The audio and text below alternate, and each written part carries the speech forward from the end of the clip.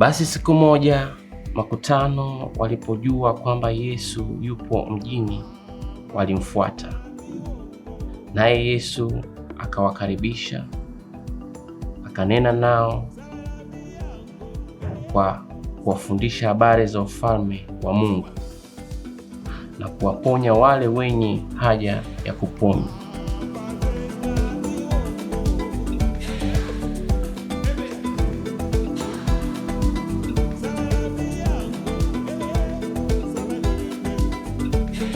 Na jua likaanza kushuka, wanafunzi wa Yesu wakamwendea na kumwambia, uwaage makutano ili waende katika vijiji na mashamba, angaa wapate mahali pa kulala na vyakula, maana hapa tulipo ni nyika. Yesu akamwambia, wapeni nyinyi chakula. Wakasema, hatuna kitu zaidi ya mikate 5 na samaki 2. Lakini hii itawatosha kweli? Labda tuende tukawanunulie mingine zaidi. Kwa kuwa watu waliokuwapo walipata kama takriban 5,000.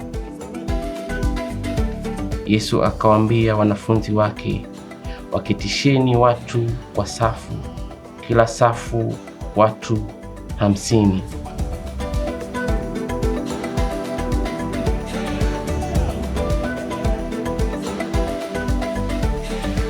Naye Yesu akaitwaa ile mikate 5 na wale samaki 2, akatazama juu mbinguni, akavibariki.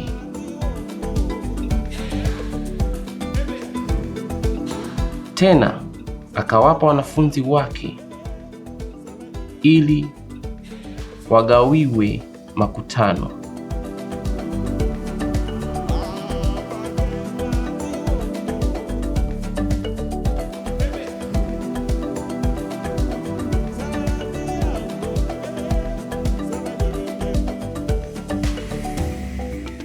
Wakala wakashiba wote.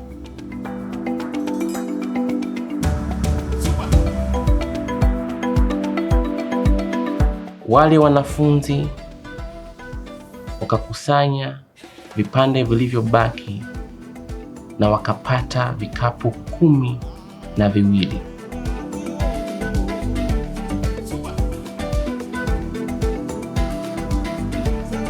Katika yote Yesu aliwalisha wanaume 5,000 pamoja na wanawake na watoto.